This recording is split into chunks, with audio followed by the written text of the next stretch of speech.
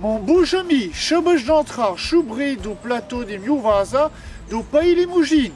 Bienvenue sur le plateau de Mille Vaches, au cœur de la diagonale du vide, c'est-à-dire une ligne imaginaire qui relie les Ardennes au nord-est jusqu'aux Pyrénées au sud-ouest. Nous sommes au cœur du Massif central, à la jonction entre la Creuse, la Haute-Vienne et la Corrèze. Avec ses 40 000 habitants sur 18 000 km², la densité frôle 15 habitants au kilomètre carré. C'est donc un espace de faible densité puisqu'il y a moins de 30 habitants au kilomètre carré. La densité de population y est tellement faible qu'on parle parfois de Patagonie française. On peut donc se demander si les espaces de faible densité sont tous en déclin ou s'ils profitent de nouvelles dynamiques.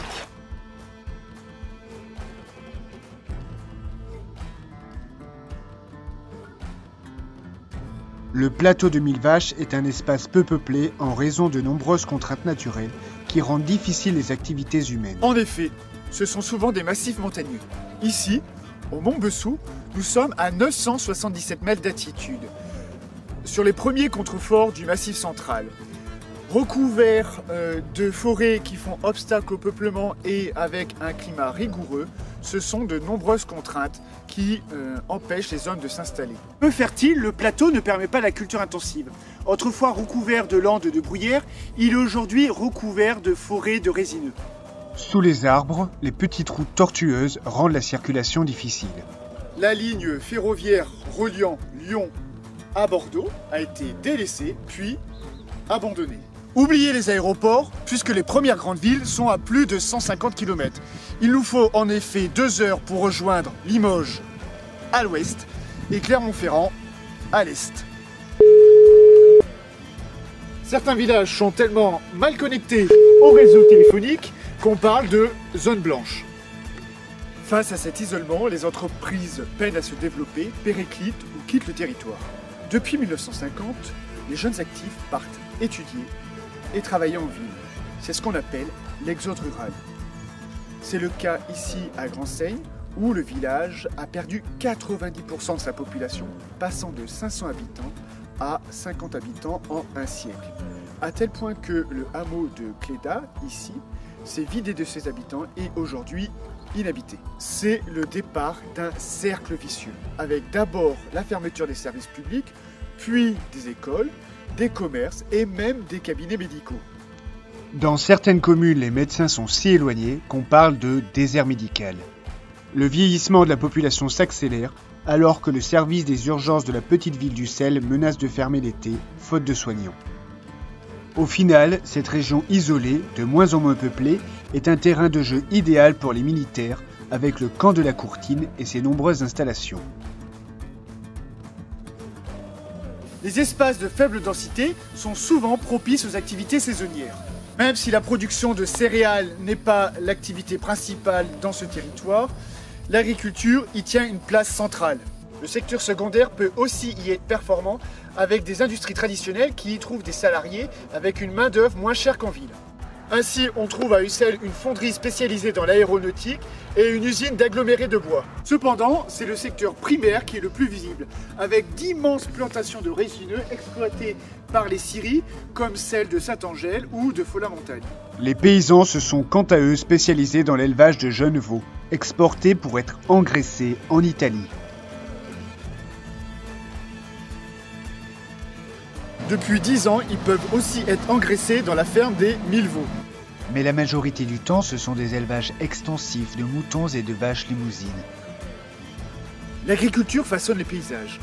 Mais contrairement à ce qu'on pourrait penser, les actifs travaillant dans l'agriculture ne représentent que 10% des emplois. 2 vaches 3 vaches Mais il n'y en a pas 1000. On m'a dit que ça s'appelait le plateau de 1000 vaches. Bah pourquoi? Le nom du plateau fait plutôt référence aux 1000 sources, vaca en occitan. Filtrée dans les tourbières, l'eau purifiée est parfois mise en bouteille, comme à Trégnac. Rivières retenues par des barrages forment de grands lacs, à l'image de celui de Vassivière. On y pratique des activités aquatiques, comme la baignade, le pédalo, le paddle, la voile, mais aussi le canoë-kayak. Si vous préférez les bains de chlorophylle, les espaces naturels préservés sont des atouts pour le tourisme vert.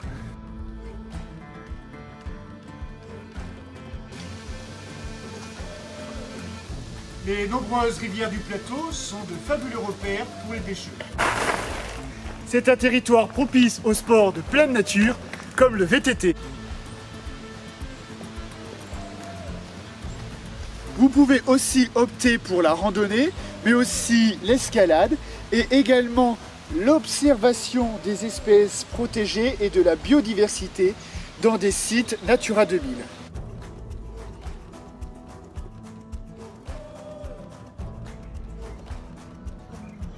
Parmi ces animaux sauvages, la loutre est d'ailleurs devenue l'emblème du parc naturel régional.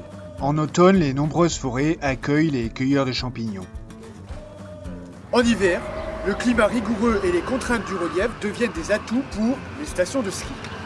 Le soir, avant de rejoindre leur gîte ou chambre d'hôte, les touristes peuvent observer les astres car la région préservée de toute pollution lumineuse est aujourd'hui reconnue comme réserve internationale de ciel étoilé. Le tourisme redynamise aussi des localités classées plus beaux villages de France ou également plus beaux détours de France à l'image de Meymac ou de Trégnac. Les parcs naturels nationaux ou ici le parc naturel régional de Millevaches valorisent ces espaces à travers la labellisation de produits locaux. Les AOP, appellations d'origine protégée, ainsi que les IGP, indications géographiques protégées, garantissent le savoir-faire et la production sur le territoire. Millevaches, c'est donc un plateau avec des vaches. Mais aussi des vaches qui se retrouvent sur un plateau pour leur viande et aussi pour leur lait. Et c'est vachement bon. Sur ce plateau, on retrouve des produits locaux, comme la myrtille, le miel, la charcuterie et également des noisettes pour la fabrication des gâteaux creusois. Les productions agricoles sont mises en valeur à travers des circuits courts, notamment sur les marchés de producteurs, ou directement vendus à la ferme. Vous l'avez donc compris, la faible densité de population est un atout pour l'agriculture et le calme un avantage pour le tourisme. Les services aux personnes vulnérables se développent également à travers le centre d'accueil des demandeurs d'asile de Perlevade, mais aussi les structures accueillant les personnes en situation de handicap, sans oublier les établissements pour personnes âgées, de plus en plus nombreuses en raison du vieillissement démographique. Dans les petites communes, comme celle de Sornac, les pouvoirs publics cherchent à maintenir ces services. Après le départ du dernier pompiste, la commune a mis en place sa propre station pour sauver les commerces locaux. Elle a ainsi conservé son agence bancaire et postale, une boulangerie, un bar, une supérette, un coiffeur, une boucherie dans un local aménagé par la commune et surtout un cabinet médical avec une pharmacie. De même, la microcrèche accompagnée par la communauté de communes permet l'installation de jeunes parents et donc ainsi d'éviter la fermeture de classes dans l'école.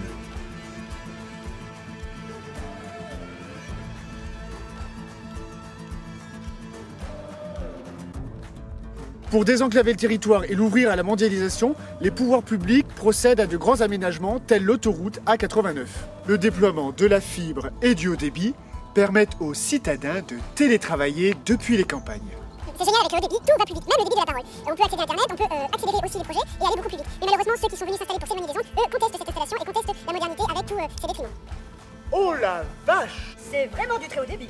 Ces nouvelles activités permettent l'arrivée de nouveaux habitants. C'est le cas à Faux-la-Montagne, petit village du sud de la Creuse, où la déprise économique et la chute démographique ont été stoppées par l'arrivée, le retour de retraités sur le plateau, mais aussi l'arrivée de néo-ruraux. Ces derniers sont attirés par le calme et le cadre de vie agréable, mais aussi par l'immobilier bien moins cher qu'en ville. Ces néo-ruraux sont des citadins venus s'installer à la campagne, à l'image de Madame le maire venue de Paris, des propriétaires de l'auberge venus de Normandie ou d'un responsable d'association venu de Belgique. Il n'est pas rare de voir des Néerlandais et des Britanniques s'installer définitivement. Les jeunes actifs qui viennent habiter le territoire développent de nouvelles activités. D'abord, l'économie sociale et solidaire, à l'image de la scierie Ambiance Bois, qui est basée sur un modèle coopératif. L'arrivée de ces nouveaux habitants permet le maintien des services et entraîne de nouvelles dynamiques. Mais leur nouvelle vision du territoire et leurs nouveaux usages rentrent en conflit avec les usages traditionnels. C'est ce qu'on appelle les conflits d'usage. Ainsi, les différents acteurs du territoire peuvent s'opposer sur les usages de la forêt, notamment entre les chasseurs et les randonneurs. De même, entre les forestiers qui procèdent à des coupes rases pour exploiter les forêts, et de l'autre, les associations écologistes qui manifestent pour s'opposer à l'exploitation et à l'abattage complet des parcelles de bois. Certains néo-ruraux sont aussi incommodés par le son des cloches, contre lesquelles ils portent plainte. D'autres sont contrariés par l'odeur du fumier, par le chant du coq, ou se lancent dans des batailles judiciaires contre l'installation d'éoliennes. La ferme d'Émilvaux, soutenue par le monde agricole, a été pour sa part contestée par des associations qui la présentaient comme une ferme-usine. Sans oublier le retour du loup qui ravit le parc naturel mais inquiète les éleveurs de moutons. Pour éviter d'autres conflits d'usage entre randonneurs et bergers, des panneaux explicatifs ont été installés afin d'inciter à ne pas effrayer les troupeaux ou à faire échapper des brebis. Pour conclure, les espaces de faible densité souffrent donc de multiples contraintes, mais ils ont aussi des atouts qui sont mis en valeur par des aménagements. Ces aménagements donnent parfois lieu à des conflits d'usage entre les différents usagers du territoire.